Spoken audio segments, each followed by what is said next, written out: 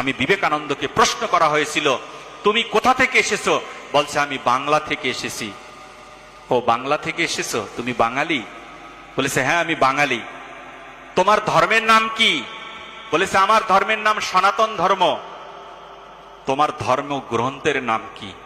স্বামী বিবেকানন্দ গর্জে উঠে সেই শিকাগো শহরের মধ্যে বলেছিলেন, আমার সনাতন ধর্মের গ্রন্থের নাম হচ্ছে শ্রীমদ্ ভগবত গীতা। সবাই হেসে দিয়ে বলেছিলেন, ও শ্রীমদ্ ভগবত গীতা, তাকিয়ে দেখো একটা টেবিলের উপরে সমস্ত গ্রন্থ রাখা হয়েছে, তোমার গীতা কোথায় আছে খুঁজে দেখো।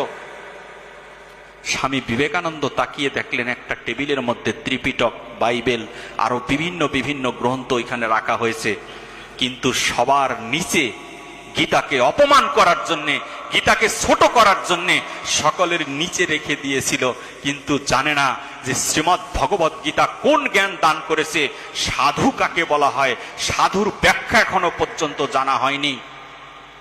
আজকে সাধু স্বামী বিবেকানন্দ বলছেন যে এখানেও আপনারা প্রমাণ করে দিলেন গীতা শ্রেষ্ঠ। বলেছে কিভাবে?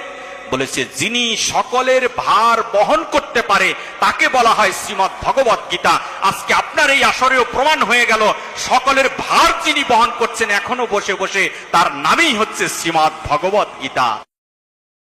Download ShareChat.